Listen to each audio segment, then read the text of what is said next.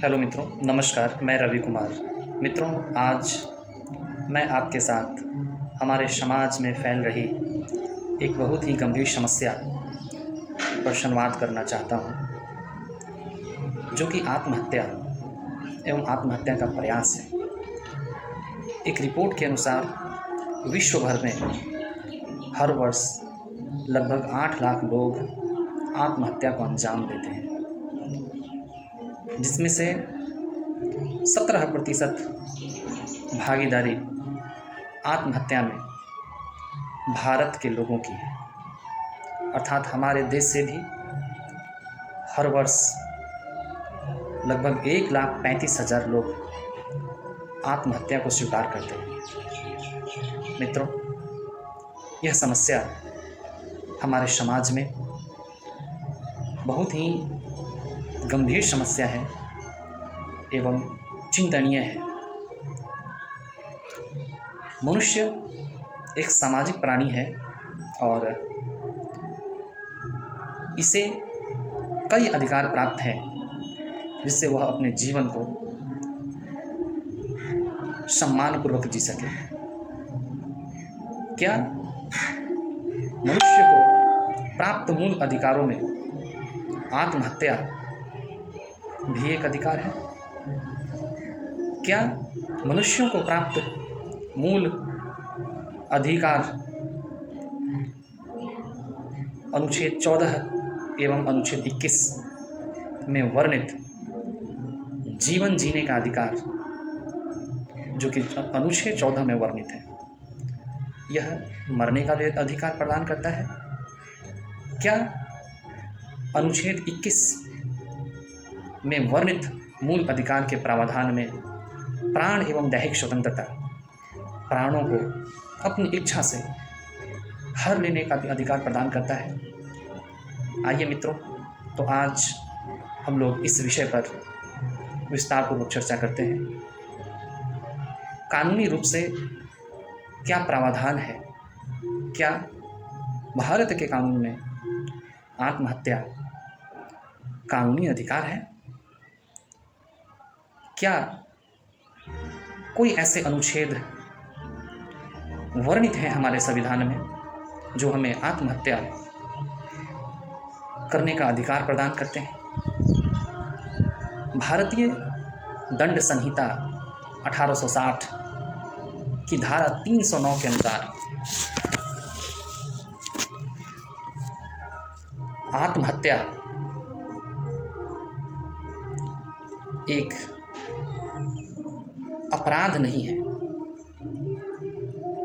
किंतु आत्महत्या करने का जो प्रयत्न है, जो प्रयास है, अटेम्प्ट टू सुसाइड,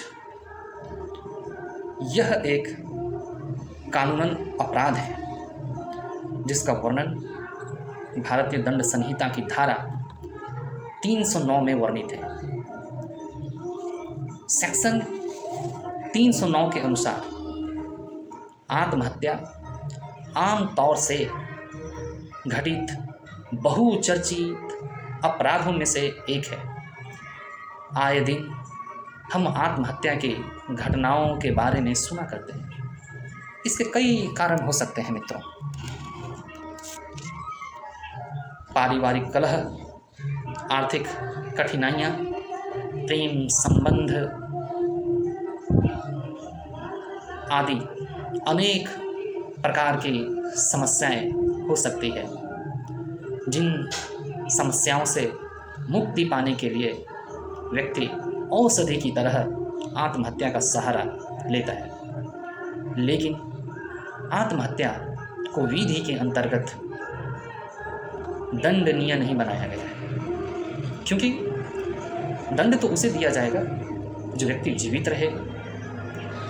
आत्महत्या कर लेने पर वह व्यक्ति ही जीवित नहीं रहता जिसने आत्महत्या की है, तो कानून सजा किसे दे, तो फिर दंड किसे दिया जाएगा?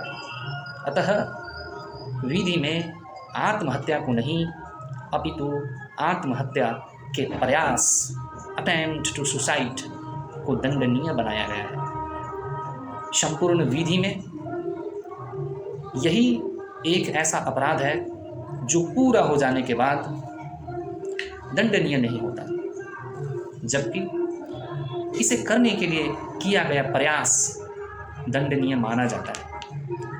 आत्महत्या के संबंध में एक बड़ा ही रोचक प्रश्न सामने आया है। एक बार आत्महत्या के प्रयास के एक अभियुक्त ने मजिस्ट्रेट साहब से पूछा कि यह शरीर मेरा है, मैं स्वेच्छा से इसे समाप्त करना चाहता हूं, फिर समाज एवं सरकार इसमें आपत्ति क्यों लगाती है, इन्हें आपत्ति क्यों है? मैजिस्ट्रेट ने थोड़ा विचार करने के पश्चात यह कहा कि यह सही है कि यह शरीर तुम्हारा है, लेकिन यह सही नहीं है कि यह शरीर निरपेक्ष रूप से तुम्हारा ही है। इस पर परिवार का, समाज एवं सरकार का तथा राष्ट्र का भी अधिकार है। परिवार, समाज एवं राष्ट्र के प्रति प्रत्येक व्यक्ति का कुछ न कुछ कर्तव्य होता ही है, कुछ न कुछ दायित्व होता ही है। वह अपने जीवन को इस प्रकार समाप्त करके अपने दायित्वों से, अपने कर्तव्यों से मुक्त नहीं हो सकता। यह कायरता की निशानी है। फिर इस शरीर पर परम पिता परमेश्वर का भी अधिकार है, जिसने इस सृष्टि की रचना की है। संहिता की धारा 309 में इसके बारे में प्रावधान किया गया है।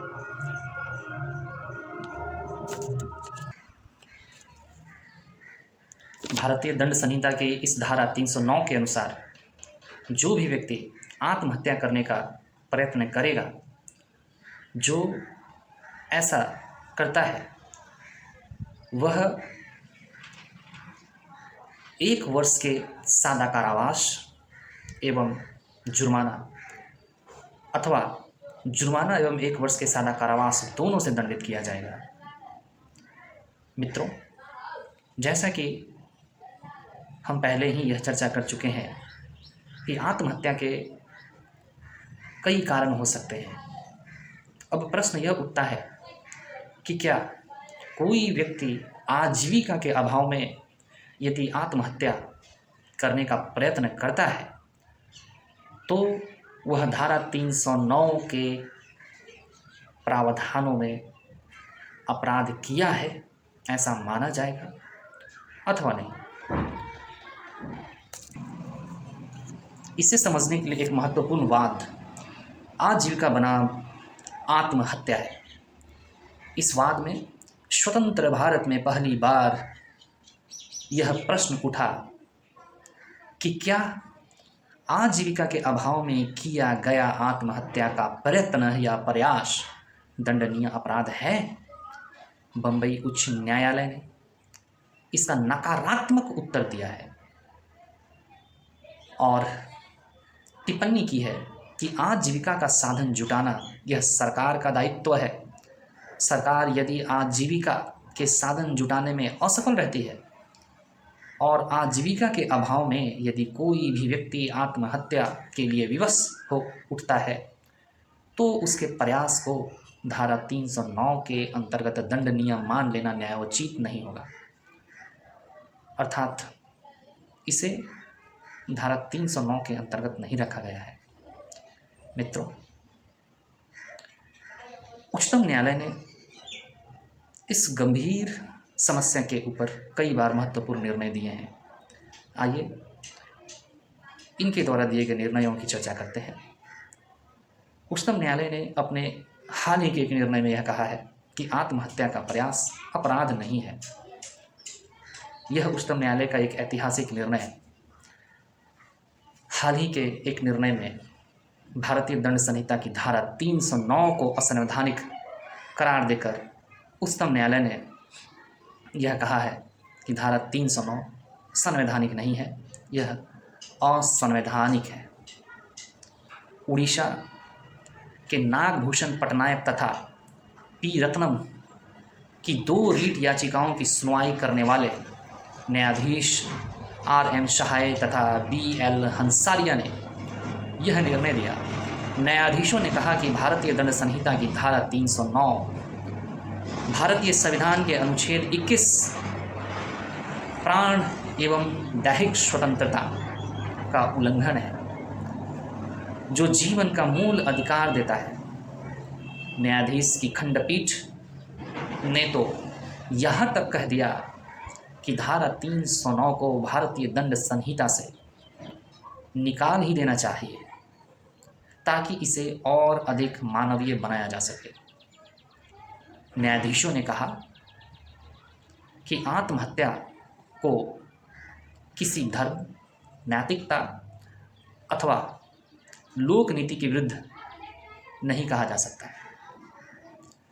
इससे न तो समाज पर कोई दुष्प्रभाव पड़ता है और न ही किसी को कोई नुकसान पहुंचता है। न्यायाधीशों ने अपने निर्णय के समर्थन में कई उदाहरण दिए हैं। राष्ट्रपिता महात्मा गांधी का उदाहरण देते हुए बताया कि वे मृत्यु को अपना मित्र मानते थे। उनकी दृष्टि में मृत्यु पीड़ाओं से मुक्ति प्रदान करती है, ऐसा कहा गया है। एक इंग्लिश कवि को उद्धृत करते हुए कहा कि मनुष्य अपने भाग्य का निर्माता स्वयं है, अपनी आत्मा का वही मालिक है। निसंदेह उच्चतम न्यायालय का यह एक ऐतिहासिक निर्णय है। इसी मामले में उच्चतम न्यायालय ने यह भी कहा कि इस धारा के उपबंध बर्बर एवं अविवेकशील हैं। ये संविधान के अनुच्छेद 21 के अनुरूप नहीं है।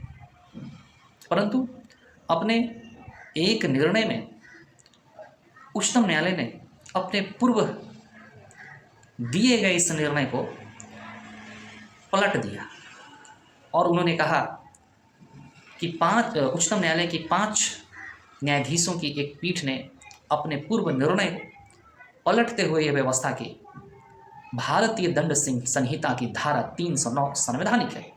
उन्होंने अपने पहले के निर्णय में इसे असंवैधानिक माना था और इस बार इसे संवैधानिक कहा है और उसके अंतर्गत आत्महत्या करने का प्रयत्न दंडनीय अपराध है, ऐसा उच्चतम न्यायालय ने कहा है। उच्चतम न्यायालय ने कहा कि संविधान के अनुच्छेद 21 के अंतर्गत प्राण और दैहिक स्वतंत्रता में मरने का अधिकार कदापि शामिल नहीं है।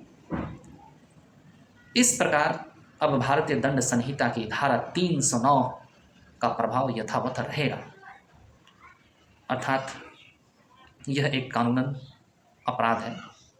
इसलिए आत्महत्या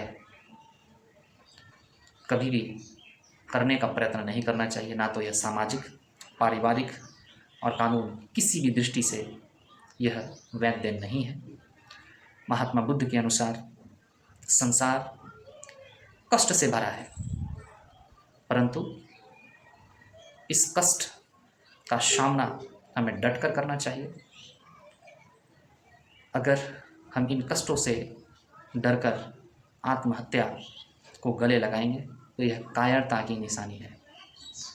कहते हैं 2 बार यमराज नहीं कंठ धरता है, जो मरता है सो एक ही बार मरता है। जब मरना ही है तो तुम मरण से न डरो रे, तुम मृत्यु के मुख पर चरण धरो रे, तुम मृत्यु के मुख पर चरण धरो रे। धन्यवाद।